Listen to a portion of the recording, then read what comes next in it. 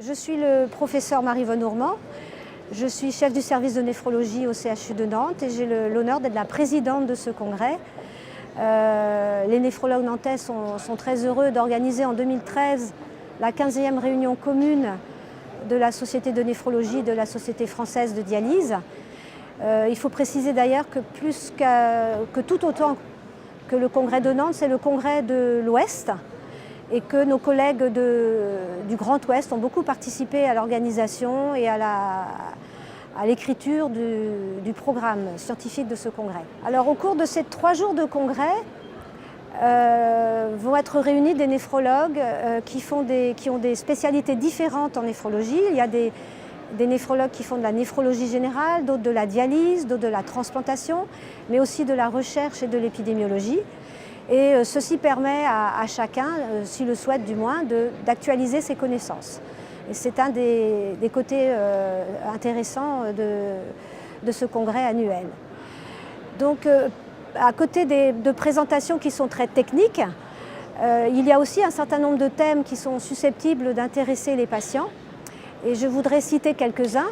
Alors, certains sont des points chauds des états généraux du rein.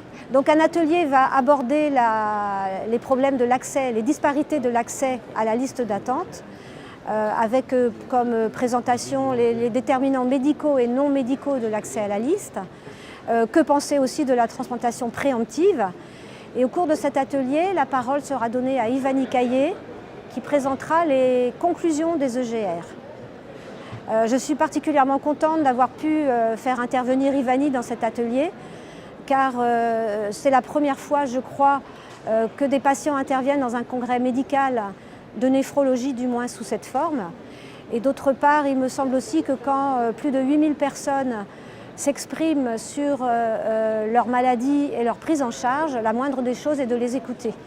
Et puis enfin, la méthodologie utilisée dans les travaux des EGR et la qualité des travaux réalisés aboutissent à des conclusions qui sont parfaitement pertinentes et qui sont susceptibles de faire avancer les choses. Ensuite, il y a un atelier d'éthique. Il y a chaque année un atelier d'éthique. Cette année, l'atelier va s'intéresser au consentement à un essai thérapeutique. Et donc, il va réfléchir sur les problèmes posés pour le patient, à donner un consentement à un protocole thérapeutique, ce qui fait de lui un pionnier de son traitement. L'épidémiologie prend aussi beaucoup de place dans nos congrès. L'épidémiologie travaille sur des sujets d'épidémiologie pure et dure, bien sûr, mais elle réfléchit beaucoup aussi à l'organisation des soins et au coût du traitement.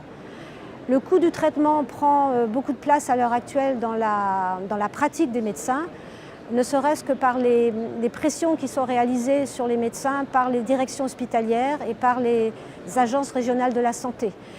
Donc un atelier va discuter du coût de la dialyse et essayer de répondre à la question du développement d'autres techniques qui permettraient de réduire ce coût, par exemple la dialyse péritonéale et la transplantation.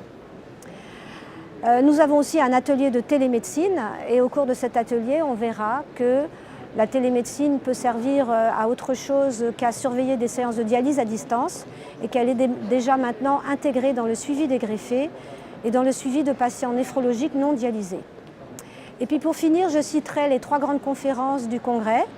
Donc la première est celle de Jean-Paul Soulilou, qui est professeur d'immunologie, qui est nantais et qui a beaucoup travaillé pour faire de Nantes un centre de transplantation qui est nationalement et internationalement reconnu. Donc Jean-Paul Soulilou nous parlera d'un sujet qui le passionne et sur lequel il a travaillé de très nombreuses années et qui est la tolérance, c'est-à-dire l'acceptation par un organisme d'un organe en l'absence de tout traitement immunosuppresseur.